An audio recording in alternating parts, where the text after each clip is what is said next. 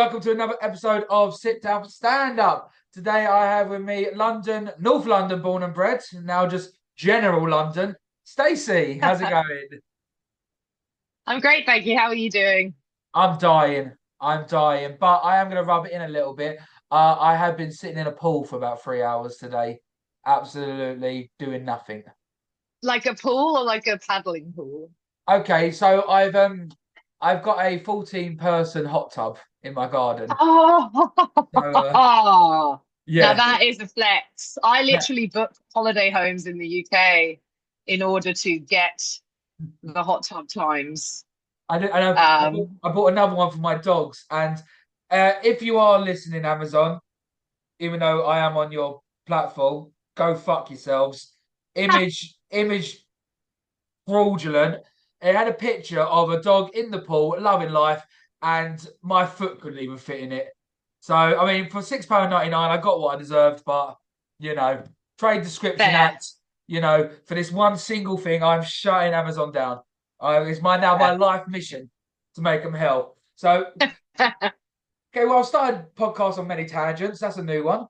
Um, Stacey, let's go straight to comedy. How long we've been doing it, and what? Why did we get into it?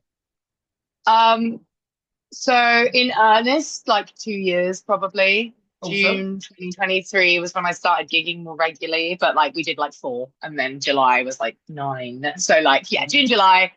But I did my first comedy gig after I'd studied the Angel Comedy Beginners Intensive course with the brilliant Deck Monroe. Okay. Um, and they did a showcase, and that was my first gig. And I don't know if you've done a comedy. Have you done a comedy course? I haven't, no, but to be fair, this is my comedy course.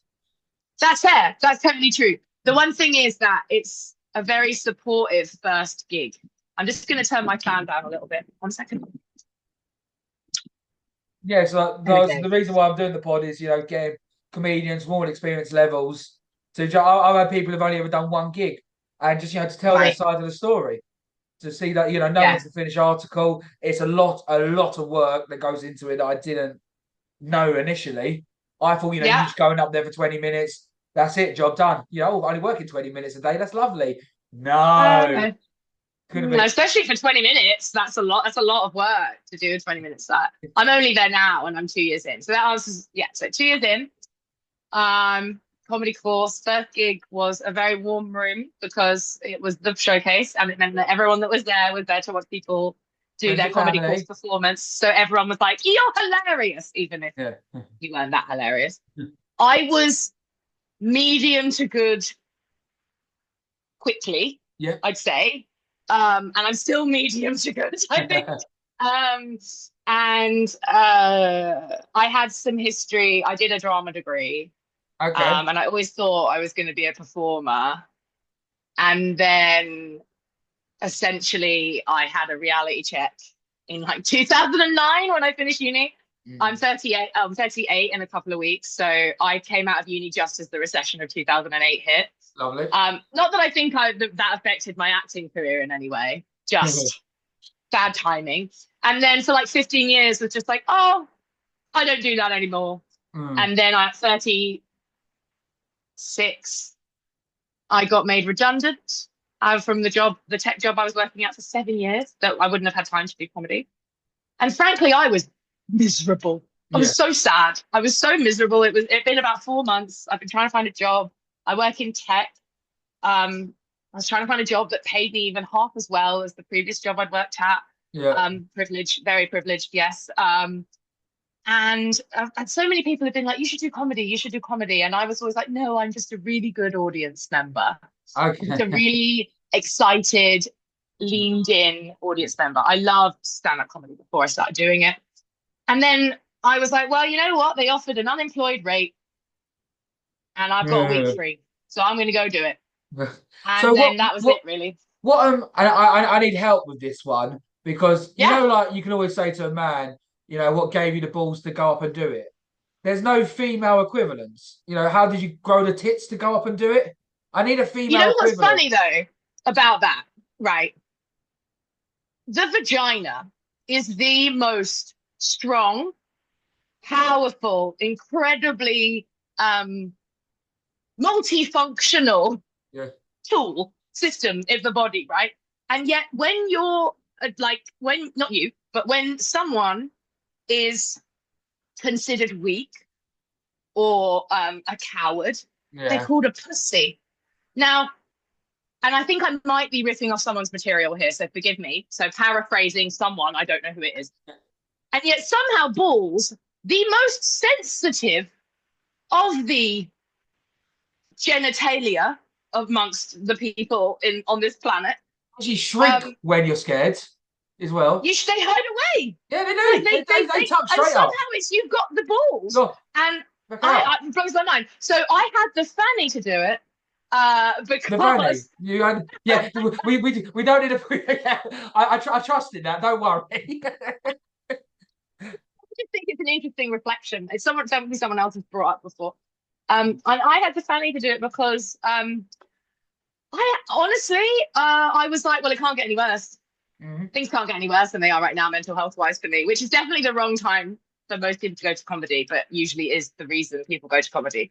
The difference for me is that I'd actually also was having therapy and had therapy for a long time. I think the problem is that a lot of people go into it without also having therapy. Yes. So it becomes therapy, and that's not fun for anybody.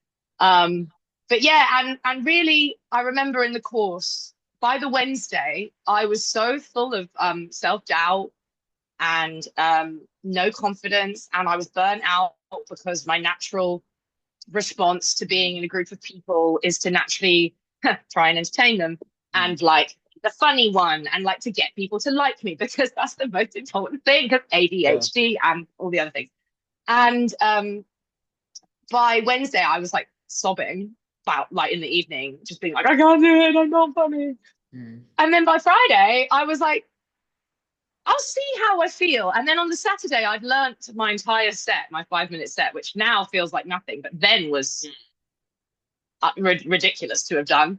And then I said to the instructor Deck, I said, I don't think I'm going to perform. I said, but can I let you know how I feel? And he was like, sure. And then on Saturday when I woke up, I was like, oh, I know it. I'm performing. And then it went well. And that was it.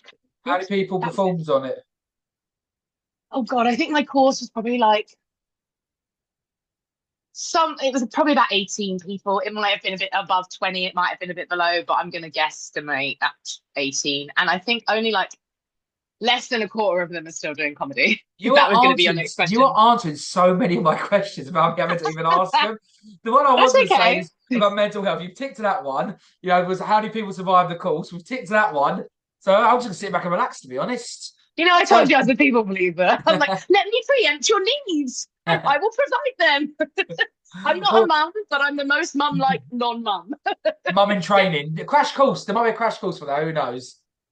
There's enough people on this planet, and I already have intrusive thoughts enough with having a dog that I love. I don't want children, and also, like my life, I don't want to make it hard. It's already hard. I'm selfish. I'm selfish. I've never had a girlfriend, purely by choice. By choice. I've never had myself tied down.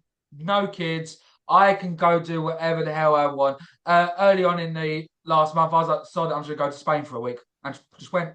Just do me. I'm selfish and I love it. To be honest. I mean, that's the way to be.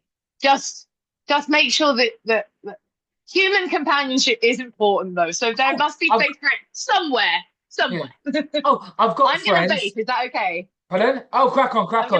Yeah. Okay. I've got loads, so many good friends, like so many like companions and stuff. It's just yes, 21st century. I think in life, if you don't know what you want, you shouldn't become a burden on someone else. But that's not comedy. That's for my therapist when I can afford to get one. So it's fine. The bridge of gap between TED talking and therapy and comedy is there's a big Venn diagram there. Sometimes comedy, if you go to the right place, actually can sound a bit like a TED talk. I'm doing a gig to raise money for Palestine next Monday. And there's a bit that I have about I'm one of the many comedians that has the chat GPT bit. I've only done it a few times. it started off in a place about people pleasing, and now it's become this whole different thing. Yeah. But it ends. My normal end is like a light-hearted end, whereas this end is now like, and it just proves that the government have been lying to us all the time, and they've been trying to convince us that it's the immigrants here for stealing our jobs. But actually, it's just been toxic masculinity, tech bro shit culture the whole time, which normally isn't how I would end how I would end a bit.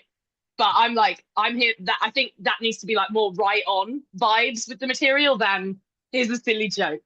Do you know what I mean? I do agree that comedy, it can be good if you can, send a message along it, but as long as it never comes across too preachy. Like Yes, people pick your still choice. there. Like, you're not going to go and do that at a gong show. Not that I Yeah. don't encourage doing gong shows if I were you. I encourage you to try it. I definitely. It won't go If well. you can win a gong with that, you're a brilliant comedian, and you should just be on TV already. Yeah. Or you've had the perfect room. So as you've worked in tech, I don't get to ask this question to many people. Yeah, yeah, What yeah. is your thoughts on, and does AI have a place in comedy? Yeah, I liked this question. So yes and no. Okay. So I use it, but I use it for um premise workshopping. Mhm. So I'll be like, have you read the Adam Bloom book? The Everyone's telling me to read it. yeah, I, it's like a rite of passage for an open micer in their first couple of years. I bought the Judd Apt one instead. Judd Apatow. Yeah, where he talks to all the comedians. I did that one Yeah, instead. yeah, But that's my it's next fine. one. The Adam Bloom one is good. It gives you a lot of theory, like Mhm. frameworks to understand how to write from more of a strategical frame, yeah, like facilitated way. Mhm. So that's really helpful. So one of his things is I can't remember the name he gives it, but it will be like it's like a mind map, or what they would used to call a brainstorm. But I don't know. I'm very, very liberal, but I'm like, I think we can call it a brainstorm. As a person who has ADHD, dyslexia, OCD, and dyspraxia, I don't get offended. It's a So spider thing, a spider graph. That's what I always graph, call spider them. diagram, yeah. So Yeah. it'll be something, and I've done it. I have a bit about tigers, right? A tiger, and in context to my dad, and I was like, "There's what can I?" And sometimes your brain, when you're trying to write, just doesn't work. So you're like, "Give me 10 things that about tigers. Right. 10 things Okay. about tigers," But and they'll be like, "They're inspiration. orange, Yeah. they're striped, they're da da da da da." And Yeah. sometimes then something you get on that list will trigger Hmm. something else. So I don't think it's right to get ChatGPT to write your jokes at all. Because also, if ever you've tried it, they're really bad. Yeah, Um, like, I looked at, I did Deep Sec instead of ChatGPT, and that was just because I wanted to. I was doing a gig, or like a spontaneous gig. I got offered to do a gig at a care home, and it was like the next day, and I was like, none of my material's going to work. I'm only going to do this for stage time. So I was like, old people jokes, care home jokes, one line quivets. But I went down the rabbit hole I just kept typing in the word darker, darker to see how outrageous. And it goes bad. Like, well, there's that's because no it's the filter. depths of the internet. And the Yeah. internet is constructed around toxic masculinity. And that's why the algorithm is optimized for people like the G.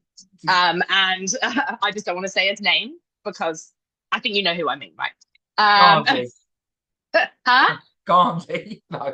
No, the bald guy that has like human trafficked women, and his brother is weird and he's wanted and for all these things. Anyway, and that's the problem. It's built for that. So if you go deeper, it will get to a point where it gets really nasty. It's like I've heard, like, sorry, this is not comedy related, but it is tech related. So like a parent that will leave their kid watching Peppa Pig stuff on YouTube, and then these odd people that want to be, I don't know, they want to damage children. I don't know exactly what they want to do, but they want to do something. And They they'll don't know make enough by something. themselves about help nowadays. So Yeah. And they'll make something that looks like a Peppa Pig show, but it's not. Do you remember Salad Fingers? Do you remember that Oh, yeah, I haven't met my horrible thing where he would, yeah, it fingers. really dark, but he would like have sex with dead bodies and stuff. really dark. Kids were watching that. That's what they do, but with Peppa Pig characters. So it will be like, I have heard about this. yeah. And so because the algorithm just looks for things that relate, and because those things probably have a lot of numbers, because I don't know, because people are weird fundamentally. There's a horrible underbelly of people. Yeah. And so then you suddenly got that, and that's what I mean. So like it's hidden and it's hidden. Same as like if you type in, it might change now, but like I'm sorry, we're starting to get into like not comedy, but last thing about tech. So the internet is racist and misogynistic. Okay. It's by nature, because it is made by privileged white men fundamentally. And so, for example, if you type in black woman into Google, it used to be this. I don't know if it's still now. It was a long time ago. It would always show an angry black woman in the image results. You type in white woman, and they're all like, it's institutionally racist. It like associates. I got 2 in prison. See, that's what I mean. Now, of course, now there's also a lot of other stuff that will inform your Google search results, because Google has so much more information on you. This is incognito. This is incognito. Oh, okay, then yeah. So yeah, you see, right? In case the search starts with a P, I ain't rolling that dice. You know what I mean? Like, you ain't getting my search history. Fair. But yeah, so that's the thing, and that's the problem, and that's why, just like the real world, the digital world, and the virtual world now, if you look at like Fortnite and all of those like online world games, the whole metaverse, it's nasty for women in there. It's really bad for us just everywhere. I'm a privileged middle class, well spoken white lady who has a very comfortable life. My life will always be fine, but I'm here for the other people that I want to make their lives better if I can. So but anyway, how do you think social media has had an impact on comedy? You have to like. I'm 37, like I said. I'm past. I can't. I don't have time. I work full time. I don't have time to sit and make up sketches or even like editing a 2-minute reel on my phone. Like I don't like. It takes me so long. Or doing a pod. I don't mind this. This is in the moment. I'm not thinking about it. I'm not editing it. I'm just me. And on stage, outside of writing between that time, that's what's happening. Obviously, I'm on stage. I'm thinking about what I'm saying because I've learned it, or I've got a rough idea. The whole like having to come up with viral videos to speak and like to be considered successful, I don't think it's great. Like it's totally a thing, and I can see why it is. Yeah, and that's just the way we have, comedy influences is the thing. Oh, was that a thing? I didn't know that was a thing. It definitely is. Otherwise, could I become one? If you wanted to. Oh, that's but like great. during COVID, it became a thing. Well, it became much more of a thing during COVID. Like people that were unknown before COVID would do comedy-based reels, and now they're got millions of followers, and they're getting booked at Comedy Store and stuff, even though they may not be actually prepared to do it. Like I wouldn't. Well, I'm not Comedy Store ready. Also, I don't know if they're really my crowd, but yeah, that's the thing. And so I've had it before where I've been on a gig with someone, and the runner was like, "Oh my God, Stace, he's got like 150,000 followers," and I was like, "Oh my God, awesome!" And they can't do stand up for shit because they only can do I'm funny on my phone. Yeah. And I've thought about this, and there's a script, and I can cut things, and there's so much work done in the edit. It's not just the idea. You've got to do. I don't have time to storyboard. As well. I don't have time to storyboard, write a script, shoot it, edit it, find people, find the time, all those things. I don't have time for that. For people that do, great. There are a lot of people that that's how you be a creative now, I think. Because I skipped that bit. I didn't do the struggling actor creative life. I went into, I did some other struggling in life, but I was, I was corporate job girly. Yeah. That's what I was trying to be for so long. So I kind of missed that, and I'm not about to do it now. Like if there's a video where I've had a good bit of crowd work, or like something magical has happened accidentally by someone shouting out during my set, or I've had a particularly good response to one of my jokes, or I'm retiring a bit of material, which I'm still not really at because I'm only 2 years in, and who do I think I am if I'm retiring material after 2 years? There is stuff you just stop, but you can't really retire it if it was never that good in the first place. Um, I just I don't have time. And I think that being an actor or trying to be a comedian full time and making that your career, you have to do that. So it is really important. But if you're doing it like I am, which is enjoying the craft, showing up for the craft, Yeah. hopefully most of the time doing well at the craft, um, that's what I'm doing it for. I don't want to be famous. The last thing I want is to be famous. I would go crazy. Like, I don't want it. I don't want to go viral. No, Thanks. I will gladly just carry on doing my little gigs and making people laugh in smaller numbers, and that's fine by me. yeah. Oh, what you said about the whole TikTok thing, I was speaking to Alistair Barry about this the other day, and he said like some of them they just have they just have the gift. Yeah. They've got it all. They've got the package. They can do it all. But some of them think, oh, I'm funny in a 7-second sketch. I can go do comedy, and they learn And the they hard can't. way. They learn the hard way very quickly that it is a different beast altogether. But also, I think when you start doing comedy, it's what you bring, like what's on your CV already. So, like, I say I'm a new comedian, but I was training to be an actor until I was 21. And then I worked in entertainment jobs for like a year after that. And even every opportunity I had in the time between then and now to perform, I would, whether that was at karaoke or dressing up as a boob to raise money for Copperfield at the place I worked, and organising. I actually organised a comedy night when I worked at the tech company I worked at before I work at now. And I won't go where it is just because it's one of the biggies and I can't talk about it. But Them NDAs, God. I mean, I couldn't comment. Yeah. Literally.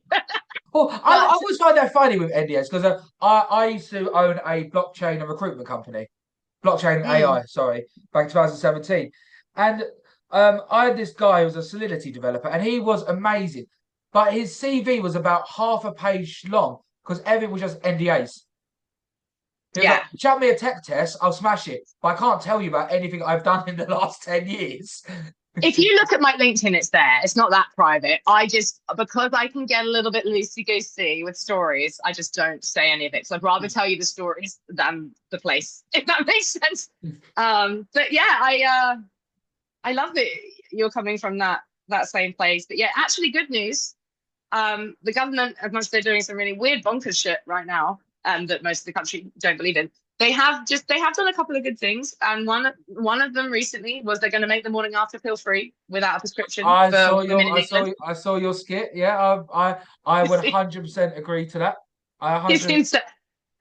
And the other one is that they are making it so that you can't enforce NDAs in working businesses when it comes to sexual misconduct, or maybe it's just any misconduct, I'm not sure, but basically you can't protect a company or a person from bad behavior with NDAs anymore legally in this country, or you won't be able to once the bill goes through. And that's great. So small things. Let me ask you one then. Let me ask you one then, because I got done dirty by this.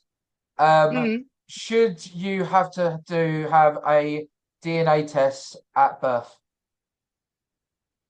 Should you have to? Yeah, because I got lied to saying I was going to be the father for a kid, and it turns out I wasn't the dad. And like, yeah, and like she stung me for so much money. She was like, I think DNA test at birth. I know. There's women rights, and I'm a flag waver, all that. But on the other side, men and mental health goes everywhere. That was my biggest scar in life, thinking I was going to be a dad. No, I get it. Seeing it, I get it. That woman evidently wasn't a nice person. Evil. And I'm so sorry that happened. Yeah. Evil. God knows what sort of demons she was wrestling with at any one time. She must have been really not okay in lots of ways. Doesn't excuse it, but I'm just saying she must have not been okay in lots of ways.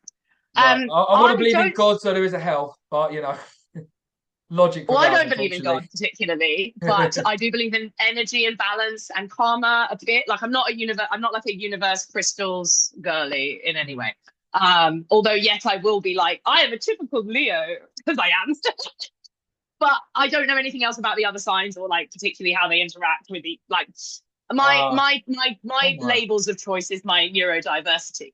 But to answer was not a choice, though they were awarded to me by my wonderful brain. But to answer your question, I don't think legally it should have to be a thing. However, I do think that the that if there is a claim made about the legitimacy of the child, oh, Maybe I just when lost my the lighting. lights go out. Go out. If there is a doubt of the legitimacy of the child, um, there should be the opportunity to seek a DNA test and have that uh, managed in a, what's the word, like in a, A not a legal manner. court, because that's the wrong word, but like some sort of proceeding. And that if there is a doubt, Like purely a for the fact mediator that, like you involved. And said, yeah, purely for the fact that, like you said, being you were essentially frauded. yeah, yeah. And in theory, You could sue her for fraud, probably. oh, she ain't got pots of pissing. That ain't worth No, I'm it. just saying that you could have. That's what I'm saying. So, like, if you make it a litigious process, Yeah. then my light's gone. I'm gonna. There we go. Yeah. If you make it like a litigious process, like a courtroom scenario, then you're locked in from the beginning, and then it can go through. But it should be something that it isn't for everybody. But it is an opportunity to be raised, to be discussed and examined in a formal way. Fine. I Hope think that it should answers be. your It should question. be. Yeah, no, I agree. I think it should be open to conversation. But I think like my bottom line is, she can go fuck herself, and I'm better off without. Yeah, you're not sore about it at all. You're totally over it. You're chill. Yeah, yeah, you can tell. Yeah, yeah. Was it a long time ago or was it Two recently? years. No, a year. A year ago. Do A you talk year about ago it in in your August. comedy? A year ago in August. Oh, it's still fresh. Do you talk about it in comedy? No, no. Won't give, Interesting. won't give the satisfaction. It's not the satisfaction. If anything, it's you winning if you're gonna No, get because some great. I think I'm then stooping down to that level. I think I will joke about a lot of stuff that's happened in my life, and I've had an interest. I've had a really really interesting life. I'm Same. well traveled. I lived in Malaysia for 2 years. Lived in Gibraltar for two Oh years. wow. Do you know what I mean? Do you know what I mean? I defended a gang of ladyboys in Thailand. I've They lived. love being called that as well. That's their Oh, official name there, isn't it? yeah. Well, Yeah. okay. Well, we're now going down sad stories. I have a sad story with ladyboys. Where I used to live in Malaysia, in Kuala Lumpur, down the alley by my apartment, we used to call LBCC, Ladyboy City Centre, because it's where they all congregated, like before they went out. And speaking to a couple of them, like they let me feel they were mates. I was mates with them. Like every time got home pissed, they made sure I got to my apartment okay. Amazing. And but most of them, the ones there, they come from Vietnam, where back then the annual salary was $200. So if there was a Wow. weak boy, the father would force them up to Thailand, force them to have a sex change to sell their stuff, to send all the money back to the family, because they're all Buddhists out there, where the mind and soul are two entities. So anything can happen to their body as long as the soul remains pure. It's a lot darker than sexy ladyboy. Like Yeah. that I is don't know how to talk about this. no, that's absolutely fine. But like that, do you know what I mean? There's in any stage of life you can look at something one way, but there's a complete other angle you can look at it where, like I said, most things usually originate from dark places that people do not want to see. But Yeah. we'll put on the ladyboy pageants, which fantastic. Go girl, slay queen, all that. 90% of it is due to a lack of wealth in the families. As it is with so much crime and so much, not that being a ladyboy is a crime. Oh, I've not said that same, I've never said that term before. So there we go. Please don't Yeah, just crop that bit for the clip for the promotion. I've already got that t-shirt printed, ready to come. Don't worry. Yeah, I usually, like you said, everything stems from often hardship, right? And I really think that few people are evil. I don't think there's that many people that are evil. I think that when human is exposed and raised in certain conditions, they can become. It's the whole like what's Nature the word? nurture. Nature nurture. Yeah. It's like I think that most people are responsive to their circumstances. So, for example, at the moment, I've really seen a lack of care and kindness between everyday people outside on the streets compared to what it was like, I don't know, 15 years ago. Oh, I'd never Even though smile at someone 15, on a train. no, but what I mean is that like it's the consideration. It's that I'll hold a door for you. No one has time because they're too time poor because they're too money poor. So every minute they have to spend either thinking about the fact they don't have enough money or working to try and figure out that they've got money because everything costs more. Like I told you, I was very comfortable. 2 years ago, Stacey was really comfortable. Yeah. Now Stacey is like, oh, I'm comfortable, not complaining, but I have to think about doing things now. And if I like book a holiday, like most people, I was in a position where I could just book a holiday and it didn't really touch my bank account too much. Like I was fine. And now I have to really like budget and do things a lot more because fundamentally my salary is the same as 2 years ago, but I earn less because of Yeah. the cost of living price because Yeah. everything's gone up. So if you already had very little and you now have less than nothing, Yeah. and so people can't afford kindness and manners, Mm. unfortunately. I'm And not giving an excuse for being a dick, but I think it's a thing. yeah, does your comedy like revolve around mostly this? No, I tend not to talk about super deep. This is the conversations I have off the stage. I don't know how I don't think I'm at the point yet where I can talk about it. Like I think it takes a certain type of person or a certain level of training, craft, like dedication to your craft to learn how to talk about this stuff in a way that is A, funny, Yeah. and B, respectful, meaningful, and gives it the accreditation it deserves. Like, I'm not an edgelord and never will be. And I think that too many people come in being like, I'm going to be an edgelord. I'm going to say abhorrent shit. And everyone's going to think I'm hilarious because all my mates think I'm hilarious. Like, no, all your mates are weird and they just think you're funny. No one else is going to think you're funny, especially Yeah. when three other people have done the same thing. If you're going to be an edgelord and say, for example, edgy comedy, right, here's a good example. My friend James Milam, very funny man. Mm. He just won the Roast Battle UK Championship. He's been doing comedy about 3 years. He's in the clubs. He's also like a photographer and amazing filmmaker. So he gets exposure as well to like working with all different levels of acts. And his jokes are not jokes that I would ever write for me. I probably couldn't. That's not how my mind works. Literally, I was talking to him about the material that I was doing. And he was like, "Oh, have you thought about doing this?" And I was like, "Oh, that's a dead baby joke. That's not for me. But for you, very funny." And I think it's funny. And I think that people, if you're going to be an edgelord, do it well or don't fucking do it. Yeah. Do it so that it's funny or don't do it. It's not my type of comedy. It's not my favorite, but I can see now there is space for it in a way that I had no space for it 2 years ago as an audience member. I agree with you, and I challenge on that. I think it's okay to be edgy, but not for the sake of being edgy. Like, say, like Frankie Boyle, for example. Look, is he a comedy genius? Yes. Is he funny? Yes. But he was being a cunt for the sake of being a cunt. And to me, that's not comedy. Then that's just, do you know what I mean? If something's funny, it's funny. But you haven't got to go out your way to hit them topics. If the topics come along and it's part of your narrative, it's part of your life, something you've dealt with, I want to hear your story. But I say, like, as a white guy here, I'm not going to go out and do like impoverished, like say like black crime jokes because there's no need for me to. That's not me. That's not my narrative. Yes.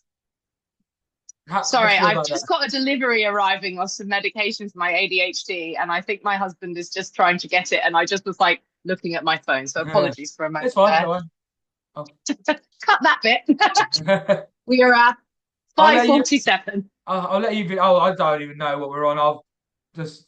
I have to watch every single one of these back, but I watch them at times two speed for my own sanity. Because otherwise, it takes you do a 40-minute video and then you're editing it for like 5 hours, and yeah, it's a mind. So would you say Exactly. you are we back in the room now? Yeah.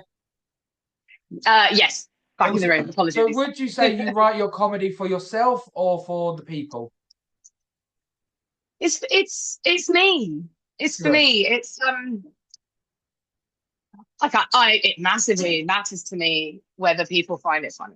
Of Yeah. course, because I want people. These. Oh, there we go. We got some light back. Oh, Hey. And on the like fourth day? Oh, this is not. I'm sort of, yeah. It's for me. It's something will happen. So something will happen, and I'll be like, so pills for slag. Sorry. So for Slag the story, yeah. morning after pill bit, I I saw it, I shared it on my Instagram story and was like, yay, pills for slags. Like, and that's where it started. And a couple of people replied to me being like, this is funny. And I was like, okay. And so I started in one place with, okay, morning after pill, pills for slags. It's current events. I'm not really a current events person. I'm like, here's some stories of some stuff that happened to me a long time ago, usually. And it started off with me celebrating it and then also trying to make a point that it's about time that America, America ain't doing shit for women right now, and that Miracle. that England, sorry to my American lovely friends, the government. It's about time that the government do this because as women we are getting fucked constantly by the patriarchy of the government and that bad mistake You that only we got a made. pill once you've been fucked, so Right, and you know that the guy that you made that mistake with ain't coughing up the money the next day. So no. that's where it started. Now I could never make that work. I could never make it work on a stage, and it became about something completely different. It's still about the morning after pill. It still says that, but the only way I really say that is by saying the money I lent to my friends to buy their pills was from my dad. So patriarchy paid for it in some way. So only like nod I could give to it, right? And and that's what I mean. I'm not good enough at writing comedy yet to be able to take my thought and make it completely understandable. Because whenever I did it, people were confused. They were like, are you saying being a slag is a bad thing? Are you saying, what are you saying? I don't understand exactly what you're saying because I was using so much like analogy that it Yeah. wasn't clear. So, and that also leads me to another of your questions, which is advice on writing, which is, and it's always the same because I work in like user experience and product management and Yes. stuff as well. If you want if you want a user, if you want someone to do something in action, you got to make it real easy and you got to make it one thing. One thing. They're not going to, if you're going, oh, look over there, but then also tap this, but then also go up there. They're not going to do any of it. They're going to Don't just, be a and drama. you, Don't be a drama. Like, stuck. yeah, they're going I'm to a drop triangle off, player. right? They're going to drop off. Have got short attention spans. They want gratification quickly, especially these days, especially in the world of Social comedy media. online. Well, yeah, 7-second video, real clips. Yeah. Exactly. God, what happened to Vine? There's actually Yeah. a podcast about that somewhere about Vine. Um, Mine's Pixo, RIP. yeah, oh right, yeah. But because of all of those things, it takes you have to get there quickly. You have to be like, what am I trying to say? What's the quickest and funniest, tightest way I can say it? Yes. And that's where the writing of lists come, because then you get to find a convention that works to a vehicle that works to get from what you want to say to what you're actually saying. What you're actually saying, and then hopefully that happens. And so when I write, it happened to me last night. I started to write about I started to rewrite this ChatGPT bit. And originally, when I wrote it, it was about being a people pleaser and about the fact that I'd used it to help me write a hard update at work. And then now it's become a whole sort of slightly off the wall thing where I say that I'm talking to my assistant at the water cooler, but I'm getting weird looks because it's ChatGPT. So I'm just standing there talking to myself. And then but I think he knows I'm cheating on him because I can't get enough of Siri's dictation. Um, uh, He's always and listening. like, and then exactly, always listening. He's a great listener. It's Thank like you. I'm going to write that down. it's like a needy boyfriend, always listening. Yeah, and then like being like, oh, I use him all the time, and like, and then it leads me to the whole AI is after our Oh, job, and it was never about the immigrants in the first place sort of situation. if you want another one on that, you know, This is just you know, tag session. no, you could. Well, you could start saying, "Well, I've started being more polite to Chat GPT. I say thank you and please. We're more blunt to Siri now. Yeah. Yes. Yeah. Yeah. Because I My say thank attitude you. is I different I say thank you and please when I use AI. I'm like, why am I saying thank you to it? Like, because when it's running the world and it's sentient, and it will just be in in case less than 20 years. I'm hedging the bet. The best part is the things that are actually true now start like conspiracy theories. Yeah, They sound like conspiracy. Like, oh, I just believe that children should have enough food to eat and be warm and yeah. have a home. And now I'm like, you're a crazy left-wing conspiracy theorist. I'm like, How you're just a socialist, but people are allowed to whatever. eat at lunch at schools? How dare you? God, that is rad. I think that the free school meal should not be those children's only meal. Yeah, I don't understand how that was a discussion. I know. I mean, I will give. I'm not a Manchester United fan, but props to Rashford on that one for Yeah, exactly. Yeah. I I gotta mean, it give him doesn't matter. respect. You know, the I don't care about football. I'm from Wembley and I do not give a flying fuck about it. If anything, I'm like, keep it away. The Yeah. women's here for the women's football. Thank you. Yes, please. Mm. Different vibe. Also, my favorite comedian hosts a podcast about it. So I've actually ended up learning quite a lot more about football than I ever thought I would, purely because my favorite comedian hosts a podcast about it. Susie Ruffle and Maisie Adam. It's called Big Kick Energy, and it's all about the WSL, and it's interesting and cool. And I've been to a match now, but Yeah. outside of that, coming from Wembley, I always associated football with being scared.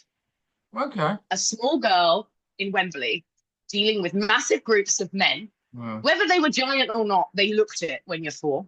Yeah. Um, I mean, screaming in your face and moving as one yeah. and fighting and being aggressive. That's what I think of as football. And I know I shouldn't, because I know the game isn't like that. And I know it's a small group. But the problem is that even in the small group, when they're en masse, terrifying. Yeah. I think that's So the difference between big footballer and grassroots. Because I'm 6 foot, 250 pounds. I'm quite well built. you do say so yourself. Yeah, I'll be scared shitless. Like I'm terrible at Yeah. confrontation. You know, so comedy was the only, logical route if you're scared of confrontation, to have everyone yelling at you. So when it comes to writing a joke, how many times would you do a joke on stage for you're like, yeah, this isn't working, or yeah, this is part of the arsenal now? My jokes, the way I do my jokes is iterative usually. So there's one joke that I've had since my first set that's still there. Yeah, Um, the way I do it has changed, the words I use change, but the core punchline is the same. Just yeah, how I get there and then what I do after has changed. Um, and usually you'll find one joke that you get very attached to, but usually I'm writing. I'm my writing changes because my perspective on life will change and what I want out of life will change. So, last year, I'm going to be vulnerable here and say I was having some challenges in my marriage, right, last year. And then towards the end of last year was like, what am I doing? Like you've got like this, you've got something that so many people want, and yeah. he's so amazing and wonderful. Sorry, I'm not really like a mushy Mm. person as a rule, but and then it became, well, you need to lean into that and stop trying to lean out of it and look for something else. I wasn't not like in a, Yeah. not in that way, but like I was looking for I had some needs that weren't being met. And then I was like, but why are those needs more important than all the other needs that are being met? And how would you feel if those needs weren't being met? And then additionally, it changed the way I started, because I would write about him, but it was all very like, had to kiss a bunch of frogs before I would land my adequate life partner. Right. It's now I had to kiss a bunch of frogs before I would find my wild stallion to ride off in the sunset together. Like, now my perspective on him is celebrating him, still knocking, Yeah, but yeah, celebrating instead of that kind of trope of that 90s male comic of like, oh, you're ball and chain, yeah. which is what it was before. So I've had to retire a bunch of those jokes because they don't fit in the narrative of what I'm How presenting you my are. life as anymore. But the rule is three. They say three times. Try joke three times. If it doesn't work three times, cut it. That is a fairly good rule. Okay. However, if you try it three times the exactly the same way and it doesn't work, try it in a different way. Yeah. If you try it three different ways, three times, and it doesn't work, chance probably worth abandoning. Okay. Or redirect, like I did with the pill stuff, right? Like I wanted to make a sort of political, satirical comment. Mm. It didn't work because I'm not got that level of writing skill yet. Yet. I keep saying yet. Yeah. Yet. It's a process, it's a learning curve. But I then I just redirected it because I've still got this bit here. Just what I wanted to take it to, it doesn't work, but I can find somewhere else to it. So I think thinking laterally, look at it, look at jokes, look at writing material like problem solving. Like I have this idea and I want it to be this, but how do I get there? And sometimes working with AI can help for prompts for workshopping stuff, or just finding another comedian, or indeed whoever's around. My Yes. husband helps me workshop my jokes all the time. Yeah. Or And just bounce it off listens them. Okay. and I test.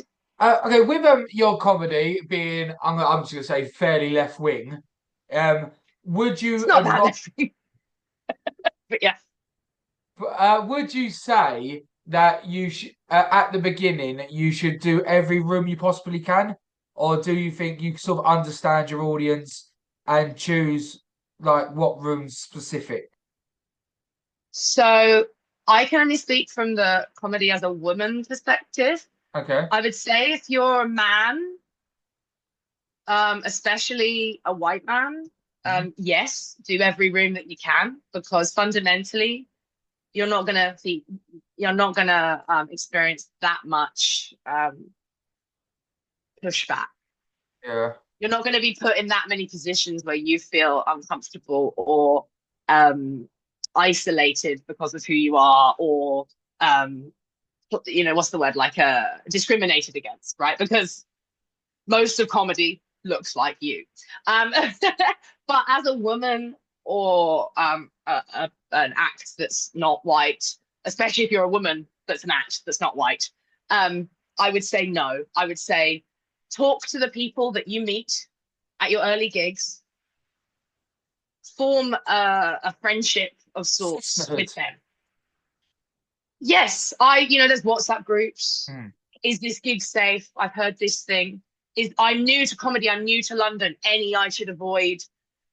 That's a real important piece because now I don't get uncomfortable in most of these rooms. Being the only woman on a bill, it happens Yeah. fairly often. I just go in and I lean into it. But I'm a very big, overconfident, chatty Cathy of a person.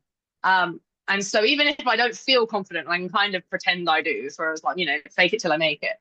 But when I first started, I hated that. I hated going to a gig and like feeling alone and feeling like no one liked me because it was all blokes like standing in a circle, like ignoring you. And that's just human nature. Like comedy's a bit like school.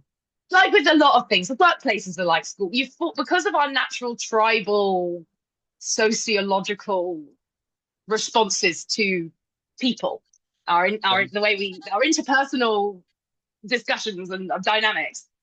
That's just often what happens.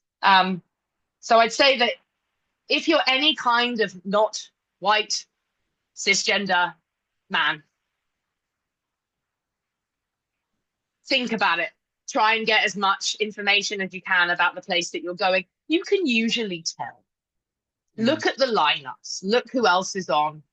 Look at how many acts they book. There's so many things. And also everyone goes in with a different priority, especially if a woman has a kid. She's looking for a gig where she can go for as short a time as possible because she's Yeah. paying for a sitter to go and do a 5-minute bringer spot that she's not getting paid for. Yeah, early on the bill, hopefully, and allowed to leave. And additionally as well, safety. You know, as a IMC, sometimes I help at Too Far, the open mic. Recommend you do it. It's a really nice one on a Monday. Too far, Monday, yeah. Too Far, yeah, in Old Street, run by the wonderful Richard Parr, who's just been on pat leave, and from his open mic comedy gig, which I like that there was pat leave, but yeah. And you know, he asked the people he has to help him to MC, and I'm also co-running the West End New Act women's competition with Steve McLean and Dora Flowers at the moment, so I'm MCing that a lot. And oh, for God's sake, the lights go. And if we with Too Far, for example, if an act, especially a woman act, comes to me and says, "Hi, so I've come in from Luton," yeah, let's say, and my arms are and tired. my That's last, such a bad joke, wasn't it? it's okay, that's fine. I enjoyed it. I enjoyed it. Low hanging fruit. My last train is at 10:30. And so I need to leave, or like my last train's at 10. So the show ends at 9:30. So can I leave at 9:15? And I'll be like, what time's your second to last train? Mm. And how are you getting there?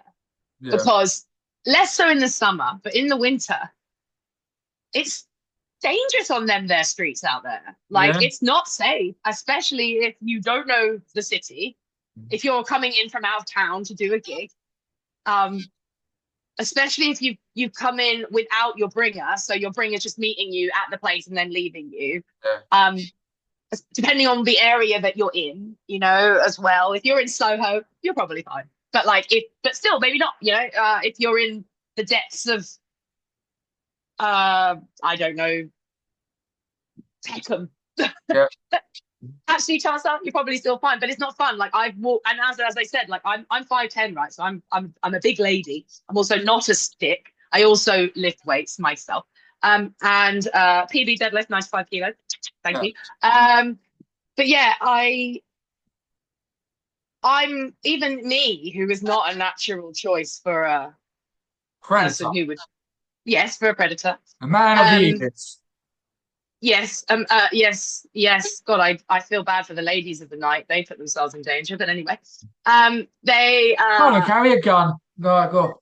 It would be nice if the government made it legal for ladies of the night to have a shared space, so they could at least have a person also operating out of the same establishment without it being considered a brothel. But that's a conversation for another time. I live next door to a brothel in Brighton. Oh, okay, fab. Well, there you go.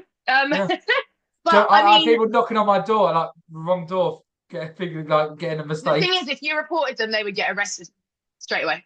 I live and let live. I think my motto is that. No, it's Brighton, so they might not, because also Brighton's pretty chill. Yeah. But they would. No, I'm live and let live as well. To a certain degree, I have a person in my building who is cooking, I believe is the term.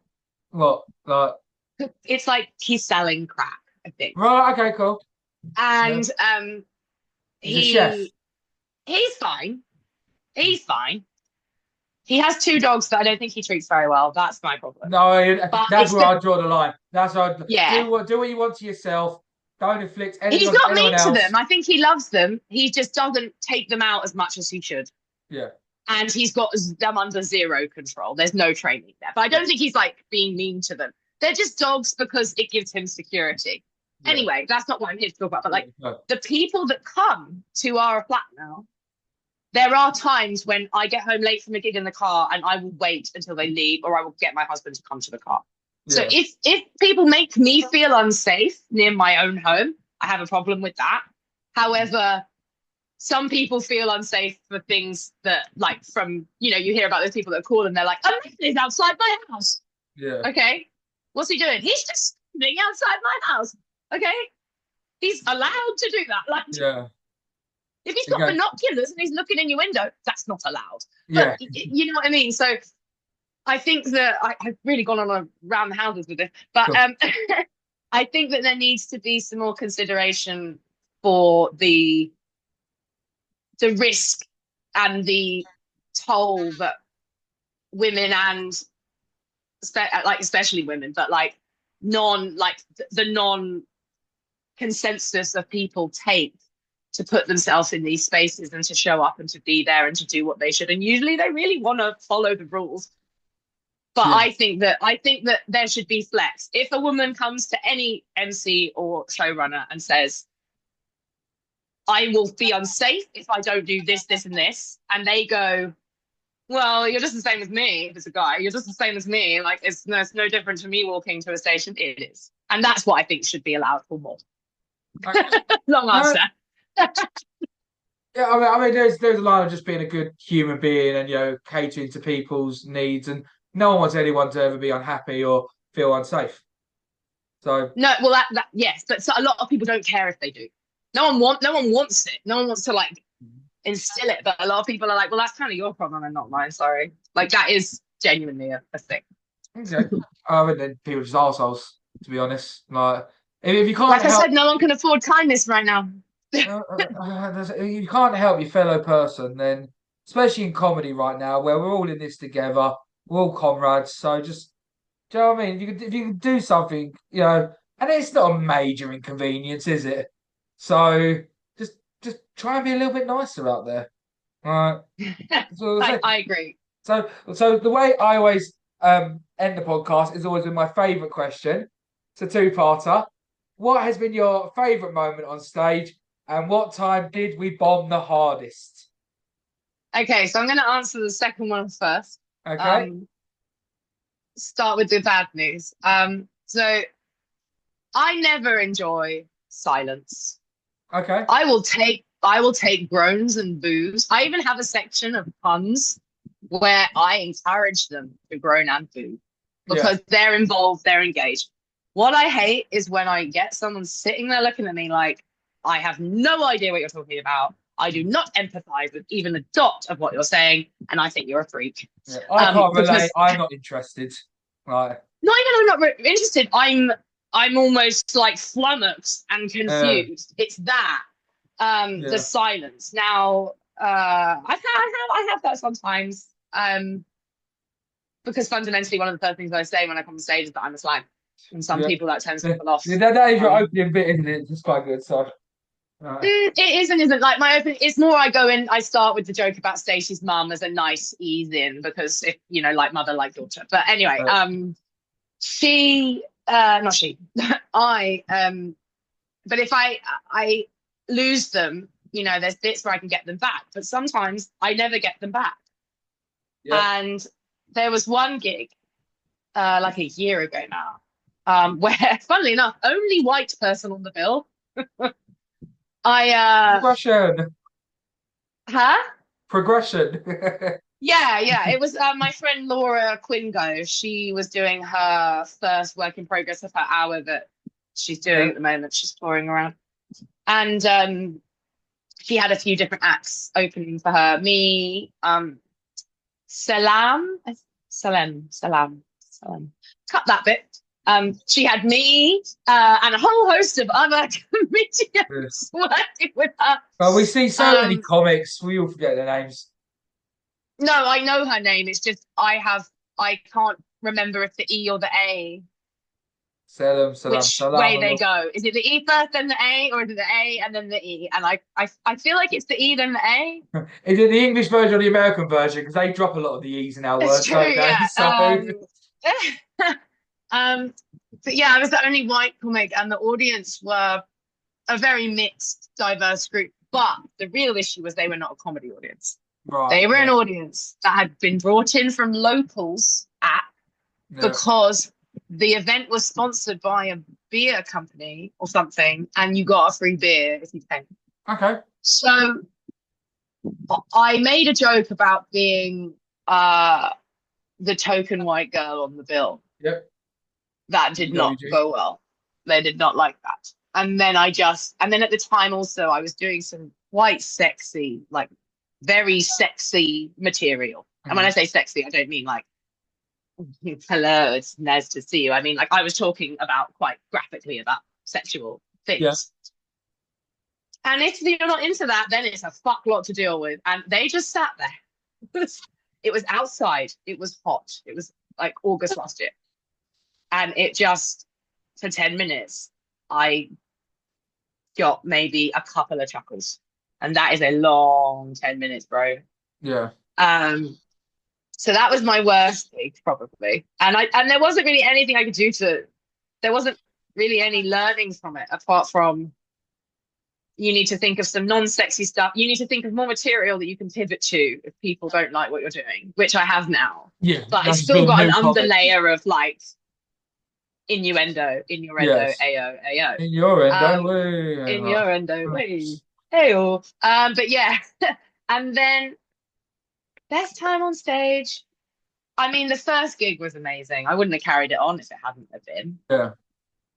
And then when I did my split bill at Aces and Eights a month ago with my split bill partner, Kat Darling, was amazing. And so like that's a nice bookend. But in terms of I smashed a gig last night actually. Oh, good on. Where was it? It was at a pub called the Bohemia in North London. It was the night's called Bohihi. Okay. And it's a room of like 60, 70 people. And I did really good. And like it's now a new clip that you would see it on my playlist once it's uploaded if you open my YouTube. And at the moment, but the problem is my brain moves on quickly, and what you felt like a success will change quickly because suddenly your perspective on what you said when you had that success has changed because now you're taking a slightly different angle on that thing.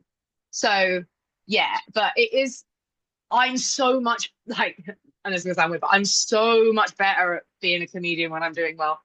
Yes. I'm so much better at it. I mean, because I don't forget, I don't panic, my brain doesn't go blank. When I'm not doing well, I will fuck up massively. Whereas if I'm not doing well, the material will flow, and I can trust that if I go off piece to go to talk to someone else about something, it will come back because I'm vibing with the crowd. They're enjoying it. They're having a fun time. They're having a fun time. I'm having a fun time. They're having a fun time. Then me knowing that me having a fun time is making them have a fun time, it makes me have more of a fun time. And it's just a lovely mirror back bounce and forth, you know? Comedic synergy. So, yeah. Yes. When things, align. And one thing I will say as well, that even in those days that you bomb, those can be saved if there is even one or two people that are totally on board with what you're saying. And there almost always is. That night where it was silence, no one. I'm looking around like, please, someone give me something that makes you think that you get what I'm talking about. And I never got it. So yeah. I'll tell you the favourite one I've heard today. The episode's not out yet. It's Alex Mitchell, from Britain's Got Talent last year. I had him on, and when he was about a year in, he all of his material was all he said it was all queer material. It's all he had. So on stage, all material. It was queer material. Mercurial.